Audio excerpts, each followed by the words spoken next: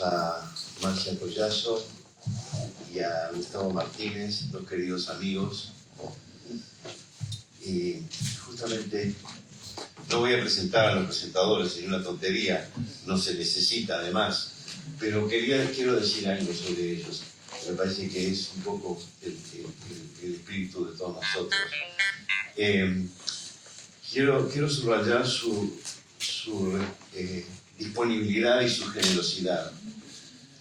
Ustedes saben que esta es la sexta presentación que se hace de Imagen y Semejanza. Las dos primeras se hicieron en la Fundación de Cultura Universitaria, la editorial. La primera de ellas la hizo Marcia, que fue la que abrió el fuego. La segunda la hizo Gabriel Quich y la tercera en Agado la hizo Gustavo. Las tres fueron magníficas y nos enteramos de que habíamos hecho la cantidad de cosas que nos habíamos imaginado. Eso fue lo mejor de todo. Y ya por eso merece un cálido abrazo y una manifestación de gratitud. Después hubo una entrevista radial muy larga con Nelson Caula en la radio, que fue otra verdadera presentación, esta vez radial. Y por último, el viernes pasado, en los dominios feudales de Teresa Torres, allá en la Gomar, en la Uni 3 de la Costa, se hizo una quinta presentación. Bueno, esta es la sexta, y es la primera que se hace con los 3 libros publicados, los 3 libros ya en las vidrieras y en los estantes. Van pasando de las vidrieras a los estantes, cosa que es muy celebrada por la editorial y por el plan Ceibal, a que nosotros le hemos donado todos los derechos de autor. Bien, esta vez le pedimos de nuevo a Gustavo y a Marcia si se animaban a hacer la presentación ahora ya de la obra entera.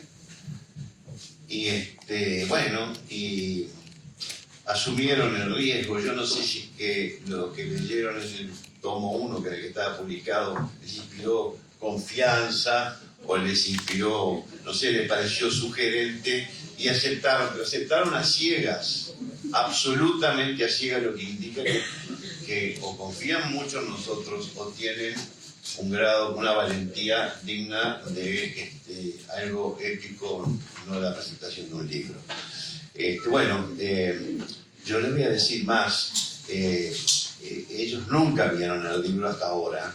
En realidad prepararon su charla con el último borrador que corregimos, seguramente con las huellas de nuestras correcciones al margen, las anotaciones, las marquitas, etcétera, etcétera. Gustavo lo recibió más o menos hace una semana. Son 360 páginas en cada tomo. Y Marcia no estaba en Montevideo, así que lo recibió el viernes de tarde. Viernes de tarde.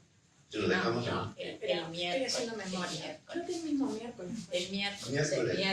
Bueno, entonces te sobraba tiempo. Bueno, realmente eso merece un reconocimiento especial y una gratitud muy cálida de nuestra parte, porque ahí hay no solo ganas de ayudar con el libro, ganas de presentarlo, ganas de decir cosas, sino que además hay, yo siento un calorcito de amistad que no hubiera sido posible, si no hubiera existido, esto no hubiera sido posible en esas condiciones. No es para que hablen bien de nosotros, porque los dos son críticos y saben que nosotros nos contamos cualquier cosa. Bien, y también tengo que hacer una mención especial a la Fundación de Cultura Universitaria, que recibió las últimas correcciones, los últimos originales, hace una semana.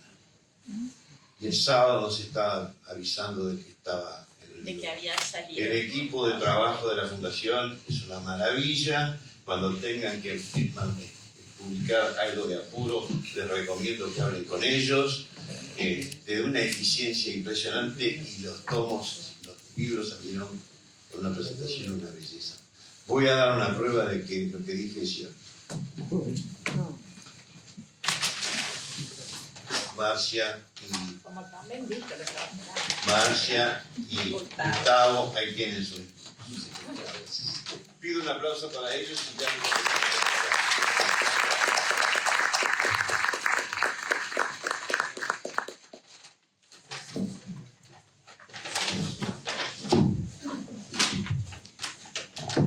Bueno, buenas tardes a todos. Es un placer verdaderamente estar aquí porque sí se trata para mí de una obra muy importante. Una obra muy importante y además rara en general, muy rara en general, no solamente en el país, en América Latina, en Occidente me atrevería a decir, y ya van a ver por qué lo digo. Bueno, acá estoy viendo entonces, porque yo lo leí en formato de fotocopias con rulos, y era así, era de temer aquello, el volumen, la capacidad de... Pero, como yo había visto recientemente una película con un gran actor argentino, que ya ahora se me borró, pero es un gran actor argentino, de tiempos idos, y el hombre estaba tomando mate en la cama, una escena, tomando mate en la cama con un calentadorcito eléctrico y la pava arriba, y el argentino, con todo respeto, ¿no? Nada de termo, la pava, el calentador, y este señor, que es el cantador, Sandrini, me acordé, Sandrini. Exquisita la película verdaderamente, por lo menos las partes en que él actúa. Y yo la había visto 48 horas antes, y cuando recibo el mamotreto, hice lo mismo que Luis Sandrini, me acosté, pero sí, una gran diferencia, con un termo, no con una pava, y lo hojeé de la primera a la última página y lo fui, diría yo, paladeando, esa es la palabra. Al resto de la obra, quiero decir, que me fascinó, verdaderamente me fascinó. Ya me había gustado la primera parte, pero esta, claro, esta es como lo que faltaba, aquello de lo que uno se hacía tantas expectativas finalmente llegó. Y realmente, miren, yo ya dije algunas cosas cuando presenté el primer tomo, pero ahora tengo otras cositas más para agregar. Primero que nada, yo dije y digo hoy que es una obra de enjundia en todos los sentidos de la palabra. ¿Por qué? Porque lo es en cuanto a sus objetivos y finalidades, que como los mismos autores dicen, los tres, la tarea es contar la historia patria a través de textos literarios. O sea, realmente es un gran desafío, es una cruzada. ¿Y por qué? Porque lo hacen bien además. Porque podrían haber quedado por el camino. Ellos seguramente no hubieran quedado por el camino, pero bueno, a todos los mortales nos puede suceder. Y sin embargo no quedaron por el camino. Dicen además ellos, esta es la parte interesante también, ¿no? Porque uno dice, ¿de qué se trata si yo tuviera que clasificar este libro en un anaquel? Estos libros, estos tomos, ¿qué son? En fin, ¿qué son, verdad? ¿Son obras de literatura? No. ¿Son obras de historia? Tampoco. Crónicas no, poesía menos, aunque hay poesía. ¿Qué son?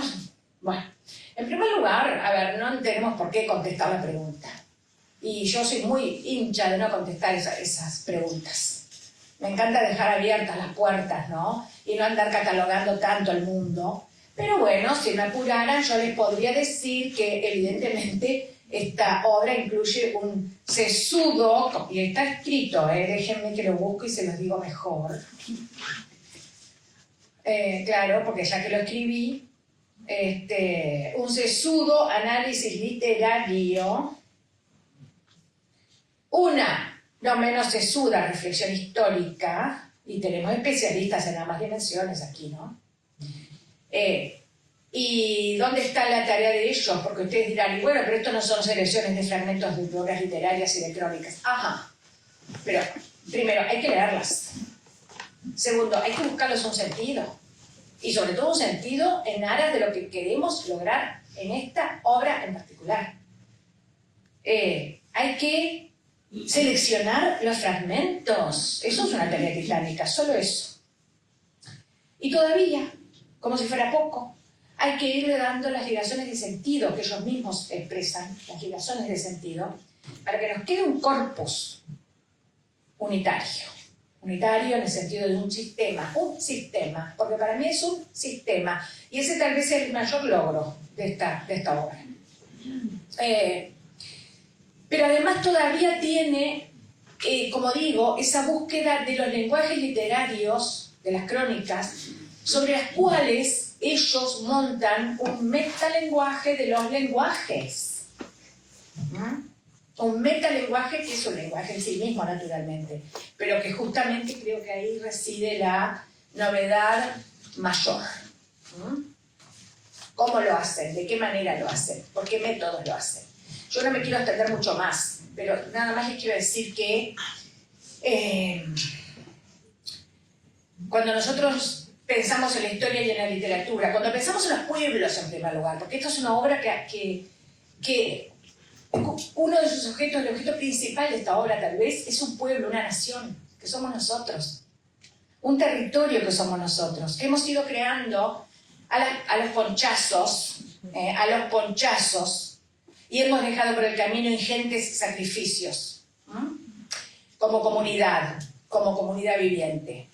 Y ellos quisieron contarla a través de toda esa trama de obras literarias que también nosotros hemos creado, al compás de los tiempos, a la aventura, buscando cada escritor, cada escritora, darle sentido a todo lo que nos ha pasado, nos pasa y seguramente nos ha de pasar. Y ellos juntaron todo eso y dijeron, bueno, pero entonces vamos a expresarnos sobre esta nación, sobre este pueblo, sobre este territorio, a través de esa formidable creación literaria, sobre la que hay también, claro que no va a haber una trama histórica enorme y una producción igualmente enorme, historiográfica. Así que dos grandes mundos, la historiografía por acá, los escritores, la literatura por acá, cada uno tratando de dar cuenta de ese pueblo, de esa nación, de esa vida, de esas búsquedas de sentido a su manera. Entonces, y ellos crearon algo al respecto, sí, todo lo que acabo de decir. Toda esa trama de metalenguaje, de ligazones, de orientaciones de sentido, de creatividad, porque ellos crearon algo nuevo a partir de todo eso. Por eso hablo de un sistema. Y dejo para acá porque si no, no le doy tiempo a nadie más. Muchas gracias.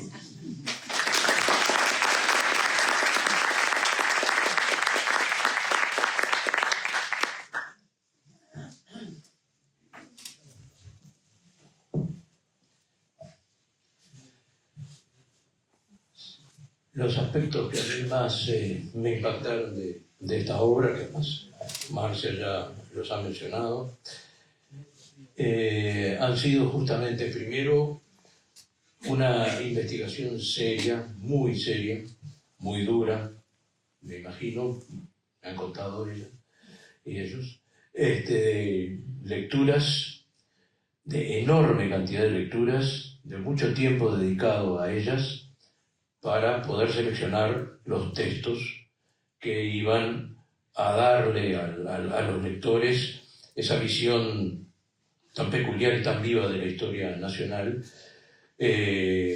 a través de distintas perspectivas, porque en este libro, por supuesto, está la perspectiva de los autores, pero también está la perspectiva de todos aquellos otros autores que ellos seleccionaron. Y eso es producto de un trabajo muy hondo, muy duro, muy largo, muy difícil, que en sí mismo es un acto de honestidad intelectual, en sí mismo es un acto de respeto a los lectores, porque no le quieren entregar y no le entregan cualquier cosa, sino algo que ha sido producto de su estudio, de su tiempo y de su capacidad. A ese aspecto hay que sumarle otro que es muy importante, que Marx lo mencionaba también, que es el de la selección, porque no bastaba con leer, y vaya que leyeron, sino que además había que seleccionar dentro de esos textos a aquellos que contribuían a dar esa visión diversa de lo que es nuestra historia, desde muy diversas perspectivas, perspectivas no solo personales de los autores cuyos textos se incluyen, sino también perspectivas de época, porque cada autor de esos textos escribió en una determinada época, que puede ser allá antes de que existiera el Uruguay como país, hasta prácticamente nuestros días. Y no es fácil conjuntar diversas perspectivas y hacer que además contribuyan al objetivo que ellos se propusieron, que los tres autores se propusieron, que es dar una visión de la historia nacional a través de los textos, que había que conjuntar y que había que seleccionar con mucha fineza, con mucha precaución, porque esto no es, obviamente no es una antología. Ya las antologías son difíciles de hacer y nadie queda conforme, sobre todo si se hacen de autores vivos, porque los egos de los autores son muy especiales. Pero no es fácil hacer una antología, pero esto no es una antología. Esto es una selección de textos sobre aspectos de nuestra historia, para hacernos vivir, no solo a través de lo que dicen los tres autores, sino hacernos vivir a través de las perspectivas de novelistas, de viajeros, de periodistas, de gente que cuando escribía estaba a favor o en contra, muchas veces, de algunos de los personajes que aparecen a lo largo de nuestra historia y que aparecen a lo largo de este libro. Así que la selección tenía que ser muy fina, muy precisa, porque además la temática del libro planteaba grandes dificultades.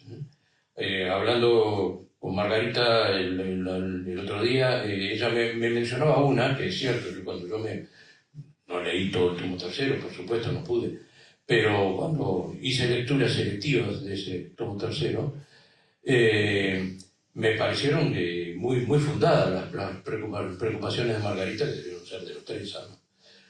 Y es el hecho de que hay personajes en la historia de nuestro país que son muy esenciales. En el libro tercero, Aparicio Saravia, José Valle Ordóñez, y que son muy distintos entre sí, porque Aparicio Saravia, como combatiente, como revolucionario, está rodeado de toda una aureola épica. Es el guerrero, que lucha por aquello en lo que cree. Y José Valle Ordóñez es el político, no tiene una aureola tan épica, obviamente, no podía tenerla, no es un guerrero, es un político.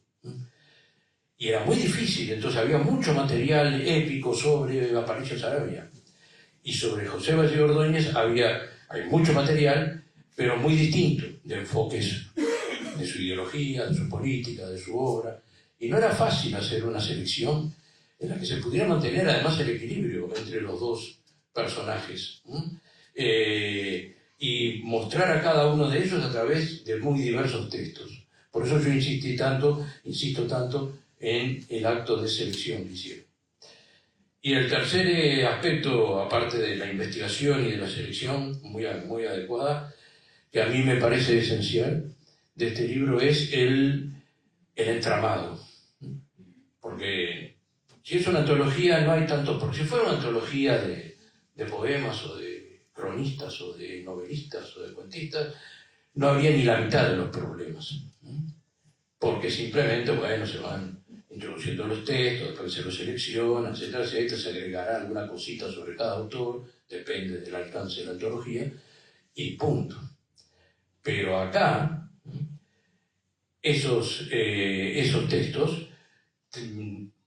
son utilizados para dar luz y para dar diversas perspectivas acerca de la historia nacional y de los hechos y los personajes de la historia nacional hasta más o menos 1929-1930. Y desde la época en que Uruguay no existía, es decir, desde mucho antes, incluso de que llegaron los españoles.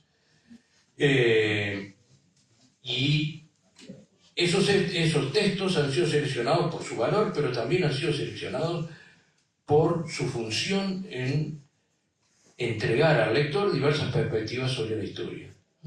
Y por lo tanto era esencial hacer la redacción del entramado histórico que iba a hilar esos diversos textos. Y a hilarlos de manera apropiada, pero también a hilarlos de manera interesante. Porque esto es algo que dije en la otra presentación en la que estuve, y es que esta obra tan extensa se lee con la fascinación muchas veces de una novela. Se empieza a leer y no se la puede dejar. Y si no se la puede dejar, porque la selección es muy interesante, es fascinante, porque las diversas perspectivas nos van enriqueciendo la propia perspectiva del lector, y porque además ese entramado de textos muy bien hilado a través del relato histórico, apunta a que el lector sienta que no está leyendo solamente un libro de historia, sino que está leyendo una visión viva, diversa de la historia nacional. Y eso no es fácil de lograr. Y esa fascinación que ejerce sobre el lector, que lo atrapa, y yo cuando me dieron el primer tomo, lo empecé a leer y sentí que no paraba. Y seguí.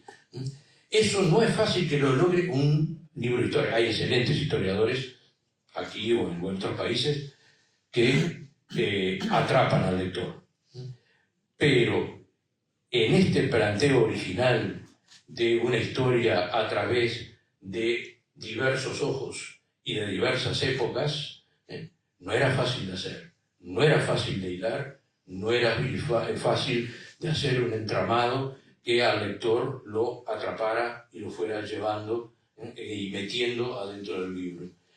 Y eso es otra de esas virtudes, justamente, es como la culminación de todo, del trabajo, de la selección, que fue muy bien hecha, y también de el anudar, el anillar cada una de esas perspectivas de autores muy diversos, porque algunos son autores literarios, específicamente literarios, es decir, que cuando escribieron haciendo literatura. No sé, las citas de Acevedo Díaz, de su novela Ismael, por ejemplo. Pero hay otros que no escribieron con intención literaria, sino de dar testimonio en distintos momentos. Y no era fácil hacer que todos estos textos entroncaran casi como si fueran episodios de una novela. Y de una novela que nos mantiene mirando desde distintos ojos a los más diversos personajes y a los más diversos hechos de nuestra historia, desde la presencia de los charrúas hasta prácticamente la muerte de Valle y Ordóñez. Y eso es lo que hace la originalidad de esta obra y lo que hace también el interés, que lo atrapa. No es necesario ser un amante de la historia, lo va a atrapar igual.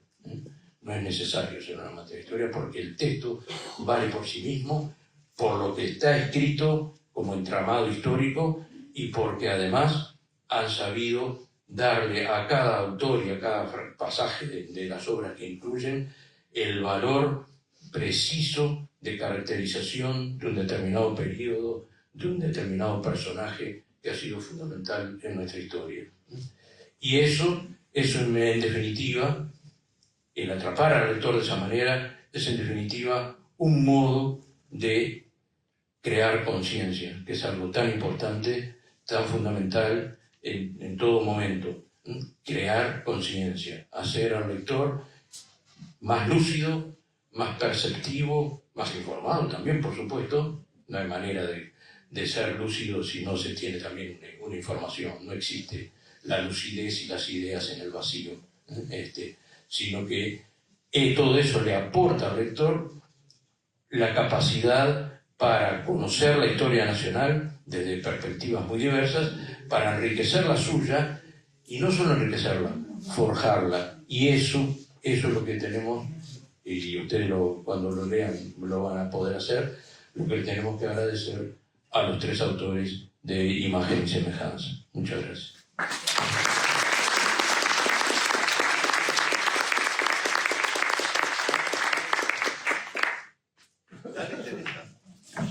Sí, corriendo contra reloj. Estoy preguntando cuánto me van a dar. Sí, no. Tenemos como 5 minutos para 5 minutos más. porque después no sé. No canto una canción popular, ¿no? Y No, lean necesito una que página, tú puedas. son así. No, quedaría muy mal. Además canto horrible. Cuando yo reveo lo que hicimos, porque uno hay veces en el fragor de hacer, como que no se da cuenta del producto que sale, ¿verdad? Y cuando lo vuelvo a ver y vuelvo a tener que hablar, lo que más me gusta de la obra es que, por un lado, le da carne de pueblo a los hechos. En general, nosotros cuando estudiamos historia, y esto no es una crítica a la historia que hace trabajos magníficos, pero sobre todo cuando somos estudiantes, vemos los hechos como aparecidos de la nada. Por ejemplo, hablamos de Zavala fundó Montevideo. Y todos aprendemos, acá ya está una compañera de escuela, todos aprendemos muy bien la lección de que Zavala fundó Montevideo y que te lo dio con los portugueses y todas esas cosas. Pero, ¿y quiénes estaban en la fundación? ¿Quiénes fueron los que pusieron la sangre para acabar las primeras zanjas, para hacer los primeros ranchos? Eso es lo que da la literatura. Y yo seleccioné un fragmento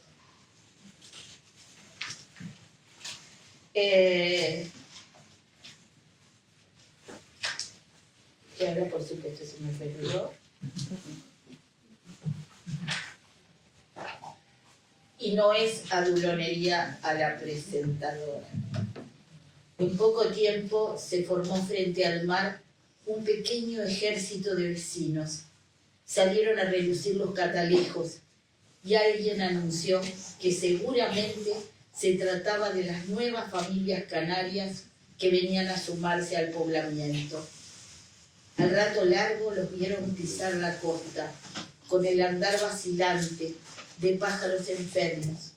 Después se arrodillaron, uno detrás de otro, tan lentamente que parecían no terminar nunca de caer, las manos juntas y las cabezas hundidas en el pecho, para dar gracias a Dios por haberlos conducido sanos y salvos, aunque aquello era un decir, ya que habían bajado de Nuestra Señora de la Encina con roña, racimos de piojos y ejércitos de pulgas y de ratas que trotaron alegremente detrás de su rastro. Para peor, un hambre visceral les había puesto la piel amarilla, amén de las llagas, diarreas y fiebres que muy pronto evidenciaron. Pero igual había que agradecer. Todos estaban de acuerdo en ello. Más triste había sido reventar en la mar y ser arrojados sin contemplaciones por la barandilla para alimento de escales y de monstruos que, según se decía, poblaban las profundidades marinas, y se santiguaban y levantaban la mirada al cielo a las mujeres, y entonces los anillos de mugre en torno al cuello se le notaban más que nunca. Esos fueron los fundadores.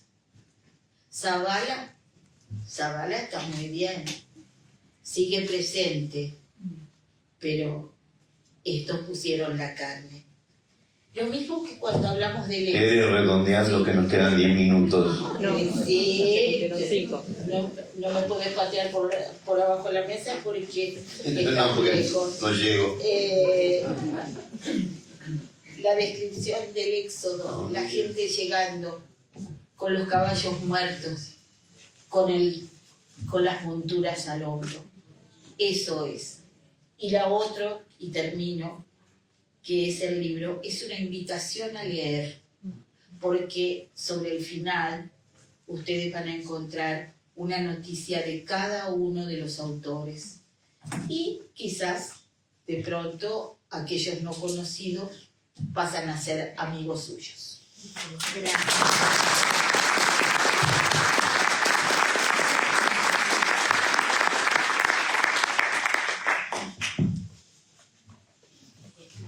Yo quiero retomar una idea que me gustó en la presentación de Gustavo, y es que esto se lee como una novela. Para mí es de las cosas más lindas que me puedan decir del libro. Porque en una novela, ¿qué es lo que uno busca? Uno busca la emoción, uno busca la risa, uno busca las lágrimas, la emoción épica ante un suceso de aquellos que nos conmueven profundamente, o uno busca también descubrir la carne y la sangre de un personaje que solo estaba en el libro de historia, allí montado a caballo, con su uniforme de regente, muy estatuario. Y entonces, ¿cómo hacemos para bajar al héroe del pedestal y darle carne y sangre? Eso se lo dan los relatos, los cuentos, los poemas, las novelas, todo lo que nosotros fuimos rescatando de la literatura. Por otro lado, por supuesto, que también está todo el trabajo historiográfico. Hemos leído muchísimos libros de historia para tratar de entender lo que hay en el fondo de los hechos, detrás de los hechos, y tratar entonces de unir, de ir hilvanando todos esos relatos, porque en la unión es donde está la posibilidad para el lector de comprender esta historia, porque si no, esta historia sería una especie de polifonía un poco errática, ¿no? Pero nosotros quisimos, estuvimos muy, pero muy atentos a un sentido docente, si se quiere, en el sentido de ser muy claros, de permitirle al lector disfrutar de estos textos, pero sabiendo quién era el que escribía y aquello que venía después, y por qué, desde qué punto de vista, dónde estaba parado aquel escritor para ver las cosas desde ese ángulo, ¿verdad? Entonces, eso también fue fundamental para nosotros, entender hacer comprender al lector la historia como una unidad, gracias a esos fragmentos que llamamos intertextos nosotros, que son los que unen. Eso fue una tarea de años, porque en un principio toda la investigación la hicimos con Teresa, la búsqueda de los textos, etc. Pero después, la parte de uniones, nos llevó muchísimo tiempo. Y la parte de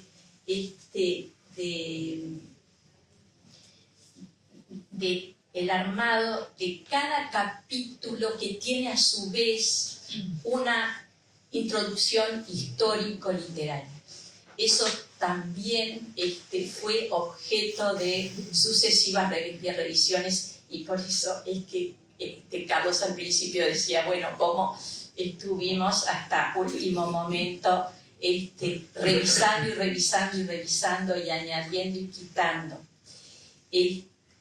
Y luego, y por último, para que no me digan nada, No, vos sí puedo hacer una patadita por ahí. claro. Sí. Por último, quería decir que también en los últimos años, ¿no?, hemos echado mano de la tecnología, bendita tecnología, que nos ha permitido, por ejemplo, lograr informaciones que hubieran sido imposibles, de aquellos textos remotos, recónditos. Entonces pudimos lograr llegar a ellos y llegar a conseguir información sobre esos autores que de repente habíamos citado, pero que no teníamos ni idea de quién era en el fondo. Y entonces eso fue también una tarea de todos los últimos años, en que era como insondable, inacabable, porque cada vez decíamos, bueno, pero también está esto, y también está esto, y hay que mencionar tal cosa. Y entonces aquello se transformaba en algo inacabable, ¿no? Y por último, quiero señalar que también, ya lo dijeron, pero el valor de esa mirada que es fragmentaria, porque cada uno de esos textos que nosotros elegimos de cada autor es breve, son de repente 2 páginas o de repente un parrafito apenas, pero en ese fragmentarismo nosotros vimos la gracia, vimos la originalidad de este enfoque, que pudiera ser pudieran ser muchísimas miradas. Hay 400 fragmentos. ¿410? 410 fragmentos que corresponden a unos 140 y pico de escritores distintos. De modo que ahí tienen ustedes cómo se iba armando este puzzle y la enorme dificultad que tuvimos para lograrlo. Pero nos quedó esa sensación, y además cuando los oigo a ellos, que hablar de que esto se lee bien y que se lee con entusiasmo y que se lee con interés, entonces digo, bueno, ya está, es lo que teníamos.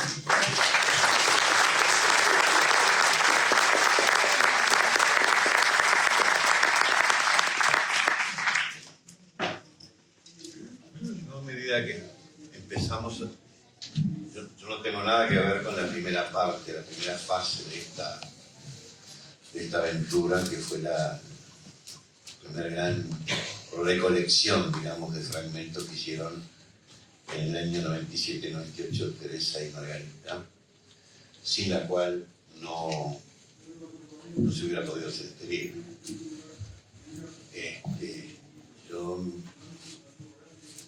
Se dice, esto es un trabajo de equipo, en realidad es un trabajo de 2 equipos, un equipo que trabajó en la selección allá por el año 97-98 y otro equipo que éramos nosotros, que a partir del año 2000 arrancamos a tratar de transformar esto en un libro, en una novela. A mí lo primero que sentí fue el desafío. Es como, imagínense escribir una novela cuando digamos, todas las historias, todas las derivadas, todo lo que sigue para aquí y para allá, ya está escrito. Y hay que, de alguna manera, compaginarlo, armonizarlo. Eso era un desafío tremendo. Por otro lado, los escritores uruguayos seguían escribiendo y entonces cada tanto teníamos que retomar el texto y no, a este vamos a meterlo acá porque, a ver, ¿cómo podemos no poner textos de Tomás de Matos, de Quinto Delgado, de Bervejillo, de Carlos María Domínguez, de Fernando Butazón, de Marcia Collazo, que me está mirando? Yo aprendí mucho con estos 3 tomos. Claro, aprendí muchísimo, porque de repente había algún autor que yo ya conocía, como Fernando Butazzoni, a quien escribí para felicitarlo personalmente por su premio a la trayectoria, por cierto. Pero de repente no conocía justo el fragmento, ese libro, y ni que hablar ese fragmento poderosísimo. Entonces yo aprendí muchísimo. Yo agradezco esta obra, de verdad. Gracias. Para nosotros es un honor. Entonces había que construir una novela, que no era sencilla, porque gran parte de esa novela ya estaba escrita. Y aquí había que escribir todo lo que le diera continuidad, le diera sentido y mantuviera el atractivo. No todo, yo recién hablaba con Álvaro Ojeda antes de entrar a la reunión, y le decía, no todo lo que es válido para contar o necesario para contar, no todos los episodios de la historia que nos ocurrieron están reflejados en la literatura. Entonces había que llenar esos vacíos y escribir cosas que eran que mantuvieran, digamos, el interés, el ritmo, la tensión, el tono novelesco. Ese fue un gran desafío y la verdad que cada vez que un escritor uruguayo escribía algo que valía la pena y que sacábamos había que... Imaginen un puzzle que en el repente te dicen, che, mirá que acá hay una pieza nueva y tenés que volver a empezar a armarlo otra vez, y a veces eso tiene reflejo. Después, acá hay una cuestión de que a mí me interesaba personalmente rescatar, y era la identidad uruguaya. Y la identidad acá está respetada aún contra nuestras opiniones y contra nuestras ideas y contra nuestra voluntad, porque tratamos de poner todo tal como lo cuentan los que estaban a favor y en contra, de manera de que esto fuera desde ese punto de vista más bien aséptico, no está orientado en determinado. Yo les confieso que hay 2 o 3 personajes históricos que me resultan repugnantes, y sin embargo les dimos un lugar tratando de que no se notara mi repugnancia.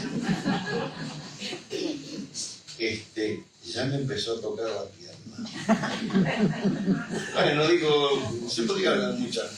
También interesaba mucho, como dijo Teresa, estimular la lectura y rescatar tesoros enterrados que andan por allí y que están también, no solo en los libros, están también en la prensa, están también...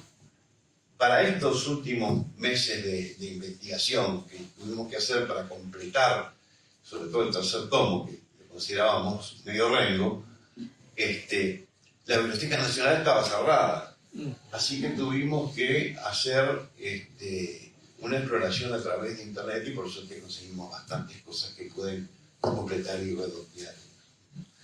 Entonces, el tema de la identidad, el tema del rescate de tesoros que cuando los lean se van a dar cuenta cómo se pudo haber olvidado este libro, cómo no está en las vidrieras hoy.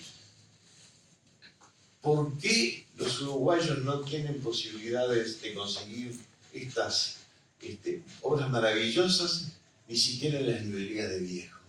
Entonces, bueno, vamos a llamar la atención sobre esto, vamos a darle un poquito de este dulce a los lectores para que empiecen a presionar al mercado para que produzca eso, devuelva esos productos, que no se pueden perder, no se deben perder, son parte de nuestra identidad y de nuestra cultura, y es una vergüenza que no estén a la vista de todos. Son nuestro patrimonio. Son nuestro patrimonio. El Día del Patrimonio tendría que haber un lugar para, digamos, divulgar estas cosas. Aparte que les recomiendo para el Día del Patrimonio del año que viene, se los anuncio ya, tienen que ir a conocer el local, la sede nueva de la Fundación de Cultura Universitaria, que es una maravilla.